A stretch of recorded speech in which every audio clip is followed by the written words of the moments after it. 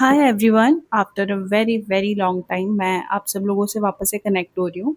The reason was कि इतने time में आपने देखा होगा कि मेरी जो लास्ट वीडियोस थी उनमें मैंने अपना पूरा डायरी के पीछे एक मेंशन कर रखा था कि मैं अभी लास्ट के इन डेज़ के अंदर क्या-क्या चीज़ें पढ़ने वाली हूँ इस पूरे मंथ के अंदर, जो 20-22 दिनों के अंदर, और मैं उनको पूरा फॉलो कर रही थी। और इसी वजह से मैंने वीडियोज़ वगैरह एक बार को पॉज़ कर दी थी, क्योंकि मैं नहीं चाहती थी कि मेरा माइंड कहीं और बिल्कुल भी डाइवर्ट रहे। तो इस रीज़न से मैंने बंद करा था। बट फिर 5-6 तारीख आई और उस टाइम पर आपको पता हो तो मैंने आपको पहले बता रखा था कि मेरा एनएचएम डेटा एंट्री ऑपरेटर की पोस्ट पर हुआ था। तो उसका ऑफ़िशियली आ गया लाइक नोटिस कि आपको 20 अगस्त से पहले-पहले आपको जॉइन करना, और ये 5-6 तारीख को आ गया था कि आपको इन 15 दिनों के अंदर अपना पर्टिकुलर जो भी आपको प्लेस अलॉट करा गया उसके ऊपर आपको जाकर जॉइनिंग देनी है। तो वो चीज़ देखकर मुझे ऐसा हो गया कि यार अब मतलब इसको जॉइन करना है, इसका पूरा प्रोसीजर फ़ॉलो करना है, और उसके लिए भी डॉक्यूमेंट्स वगैरह पता नहीं क्या-क्या बनाने पड़ते हैं वापस से, वही सारे एफ़िडेविट वगैरह सारी चीज़ें वापस से करनी होती है, पुलिस वेरिफ़िकेशन होता है, मेडिकल का होता है, तो इसकी भागा-दौड़ स्टार्ट हो गई। बट हाँ, मैंने थोड़ा-सा पॉज़ लिया, मैंने कहा मैं इतना जल्दी जाकर जॉइन नहीं करूँगी, तो मैंने 17 तारीख को जाकर वहाँ पर अपने डॉक्यूमेंट्स वगैरह जमा कराए थे, जिसके अंदर मेरा पूरा दिन चला गया था। मॉर्निंग से लेकर इवनिंग तक मेरा पूरा उसके अंदर टाइम चला गया था, क्योंकि सुबह-सुबह हम जब गए वहाँ पे 10-11 बजे, तो मेडिकल हमने सबमिट करवाया, तो वहाँ पर जो मेन सीएमएचओ हैं उनके साइन होते हैं। देन वो आपको वापस मेडिकल देते हैं, फिर वो हमें अपलोड करना होता है वेबसाइट के ऊपर। उसके बाद जाकर हम अपने सारे अदर डॉक्यूमेंट्स जो है अपने क्वालिफ़िकेशन के या कोई एफ़िडेविट वगैरह, वो सबमिट करा पाते हैं। तो जब हम 11-12 बजे गए थे तब सीएमएचओ मैम ही नहीं थी, तो इस वजह से 2-3 घंटे का वहाँ डिले हो गया। फिर 2-3 घंटे हम लोग बाहर चले गए थे। जब मुझे कॉल आया, जब मैं बाहर थी सीएमएचओ ऑफ़िस से, तो कि आपका मेडिकल सर्टिफ़िकेट पे साइन हो गया है, आप ले जा सकते हो। फिर वो लिया, उसको हमने अपलोड करा, फिर उसके बाद में हमने अदर डॉक्यूमेंट्स वगैरह सबमिट कराए, तो इसमें पूरा दिन चला गया 17 तारीख का। 18 तारीख को 18 से 19, 20, 21, 22 ये मान लो कि मुझे डेली वहाँ पे रिपोर्टिंग करनी थी, और 2-3 दिन कुछ भी वहाँ पर काम अलॉट नहीं हुआ। मतलब आप ये कह सकते हो कि मेरा जो फर्स्ट सेकंड डे का एक्सपीरियंस था वो भी इतना बहुत अच्छा कुछ नहीं था। और हाँ, उससे पहले जो हमारा रोज़गार मेला होता है उसके अंदर भी मैं गई थी। तो उसके लिए मैं आपको अलग से वीडियो बनाऊँगी कि रोज़गार मेले में क्या-क्या चीज़ें मिलती है। वैसे तो बेसिक है, बट मैं अपना एक्सपीरियंस आप लोगों के साथ शेयर करना चाहूँगी। तो ये सारी चीज़ें चल रही थी।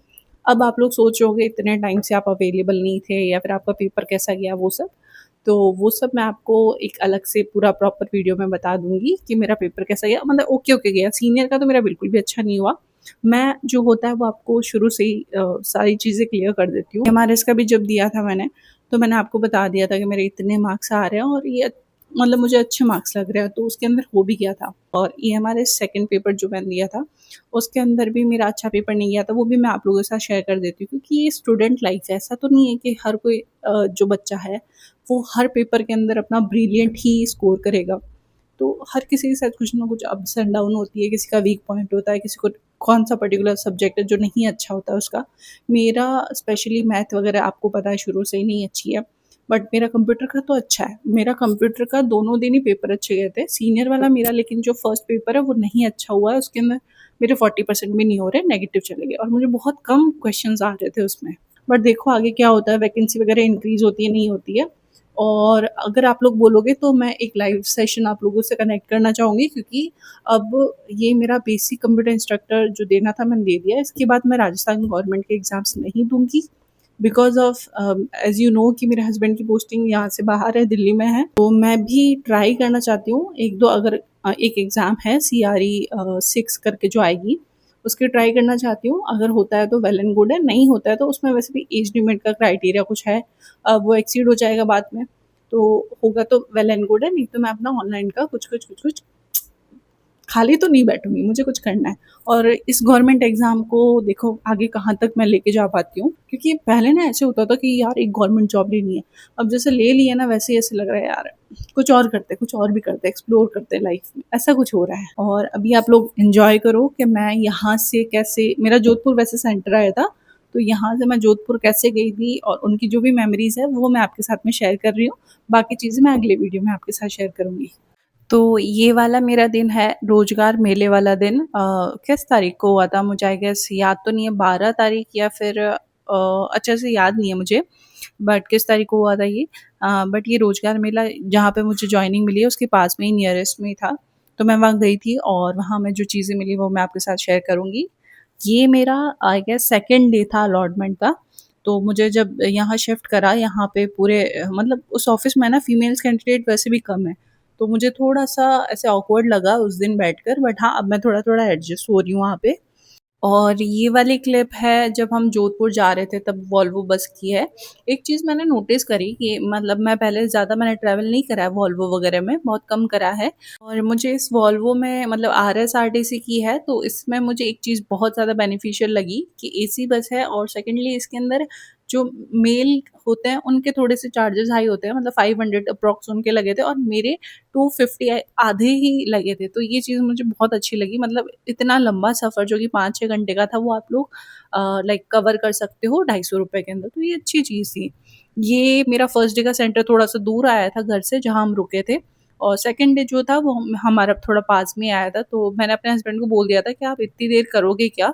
तो आप जोधपुर घूम लो। एक बार पहले भी मेरा एग्ज़ाम आया था ईएमआरएस वाला फर्स्ट वाला, तब भी वो आए थे बट उस टाइम पे अनफॉर्च्यूनेटली उनके साथ मतलब उनका फ़ोन है ना फूट गया था, तब पूरी स्क्रीन और पूरा फ़ोन डैमेज हो गया था, तो उनका मूड ऐसे बहुत ज़्यादा ऑफ हो गया, इसलिए हम लोग घूमे नहीं थे तब।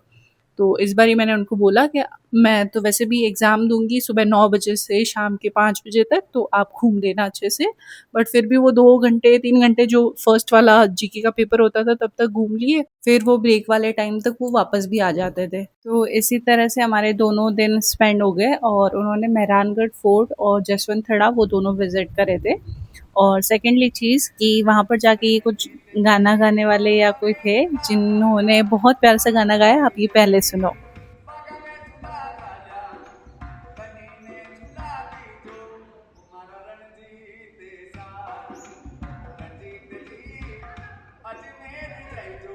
तो ये इस तरह से उन्होंने बहुत बहुत प्यारा सा सॉन्ग प्रेज़ेंट करा था और आप लोग भी जाओ तो ऐसा मोमेंट ज़रूर एन्जॉय करना, क्योंकि मतलब हेरिटेज लाइफ हेरिटेज ही होती है, चाहे कुछ भी बोलो, हम कितने ही मॉडर्न बन जाएँ बट राजस्थान जो है वो अपनी संस्कृति और परंपराओं और अपनी स्पेशली पोशाक के लिए, वेशभूषा के लिए ही जाना जाता है, तो उनको कभी हम पीछे नहीं छोड़ सकते।